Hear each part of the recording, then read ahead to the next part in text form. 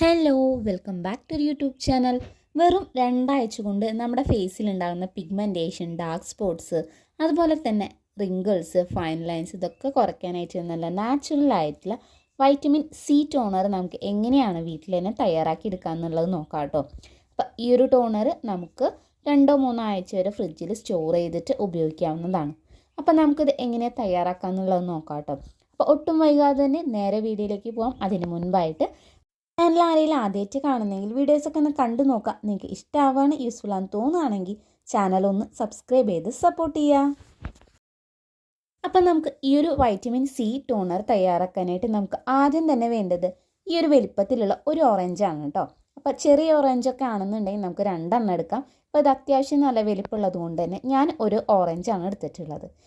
ഇനി ഇതേപോലെ ഒരു ബൗളിൽ കുറച്ച് വെള്ളം എടുക്കുക. അതിലേക്ക് കുറച്ച് മഞ്ഞൾപ്പൊടിയും ഉപ്പും ഇട്ട് കൊടുത്തതിന് ശേഷം ഈ ഒരു ഓറഞ്ച് അതിലൊരു 10 മിനിറ്റ് നേരമെങ്കിലും ഒന്ന് മുക്കി വെക്കുക കേട്ടോ. കാരണം നമ്മളിത് ഫേസിലേക്ക് ഉപയോഗിക്കുന്നതല്ലേ, ഇതിൽ എന്തെങ്കിലും ബാക്ടീരിയയോ അല്ലെങ്കിൽ എന്തെങ്കിലും കെമിക്കലോ ഒക്കെ ഉണ്ടെങ്കിൽ അത് പോവാനായിട്ടാണ് ഇതേപോലെ ചെയ്തെടുക്കുന്നത്.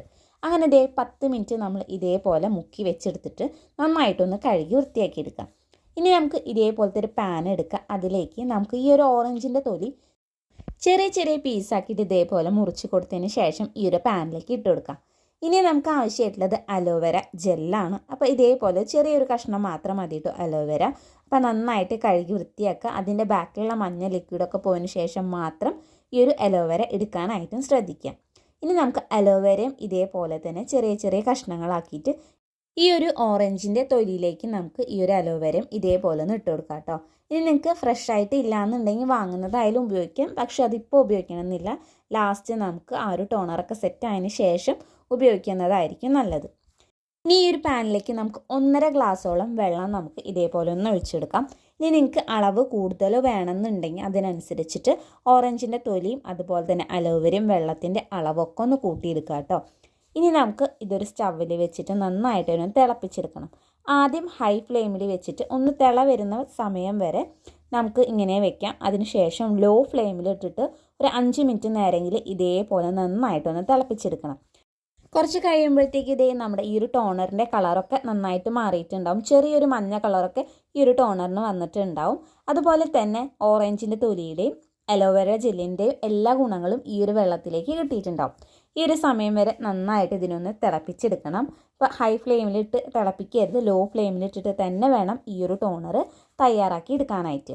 ഇനി ഈ ഒരു സമയം ആയിക്കഴിഞ്ഞാൽ നമുക്ക് സ്റ്റൗ ഒന്ന് ഓഫാക്കാം. അതിനുശേഷം ഇതൊന്ന് നമുക്ക് തണുക്കാനായിട്ടൊന്ന് മാറ്റി വയ്ക്കാം. നന്നായിട്ട് തണുത്തതിന് ശേഷം മാത്രമേ നമുക്ക് ഇതിനി എടുക്കാനായിട്ട് പാടുള്ളൂ. ഇപ്പോൾ ഈ ഒരു ടോണർ നന്നായിട്ട് തണുത്തിട്ടുണ്ട്. ഇനി നമുക്കിതൊന്ന് അരിച്ചെടുക്കാം കേട്ടോ. അതിനായിട്ട് ഇതേപോലെ ഒരു ബൗളിൽ വെക്കാം. അതിലേക്ക് നമുക്ക് നല്ല വൃത്തിയുള്ളൊരു തുണി വിരിച്ചെടുക്കാം.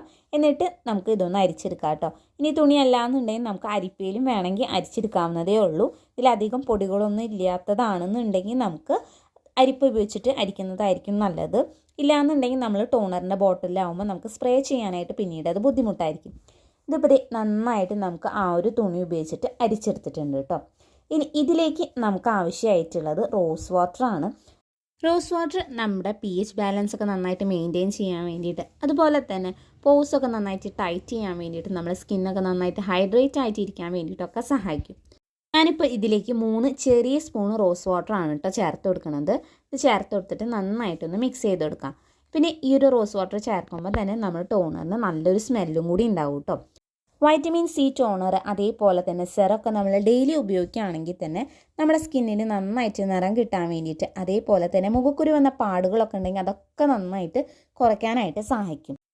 അതുപോലെ തന്നെ നമ്മുടെ സ്കിന്നൊക്കെ നന്നായിട്ട് ഗ്ലോ ആയിട്ടിരിക്കാൻ വേണ്ടിയിട്ട്, പിഗ്മെൻറ്റേഷനൊക്കെ നന്നായിട്ട് കുറയ്ക്കാൻ വേണ്ടിയിട്ട്, കണ്ണിനടിയിലുണ്ടാവുന്ന കറുപ്പ് കുറയ്ക്കാനായിട്ട്, അതുപോലെ തന്നെ ഓപ്പൺ പോഴ്സൊക്കെ നന്നായിട്ട് കുറയ്ക്കാനായിട്ട് സഹായിക്കും. അങ്ങനെ നമ്മുടെ വൈറ്റമിൻ സി ടോണർ ഇവിടെ റെഡി ആയിട്ടുണ്ട്. ഇനി നമുക്കിതൊരു സ്പ്രേ ബോട്ടിലേക്ക് ആക്കി മാറ്റിയിട്ട് സൂക്ഷിക്കാവുന്നതാണ്. ഈ ഒരു ടോണർ നമുക്ക് ഫ്രിഡ്ജിൽ 2-3 ആഴ്ച വരെ സ്റ്റോർ ചെയ്തിട്ട് ഉപയോഗിക്കാവുന്നതാണ് കേട്ടോ. അതുപോലെ തന്നെ ഈ ഒരു ടോണർ നമുക്ക് കാലത്തും വൈകിട്ടും ഒരേപോലെ ഉപയോഗിക്കാനായിട്ട് പറ്റുന്ന അടിപൊളി ആയിട്ടുള്ള ഒരു ടോണറാണിത്. ഇനി ഇത് നമുക്ക് എങ്ങനെയാണ് ഉപയോഗിക്കേണ്ടത്, അതേപോലെ തന്നെ ഇതിൻ്റെ ഗുണങ്ങൾ എന്തൊക്കെയാണെന്നുള്ളത് നോക്കാം.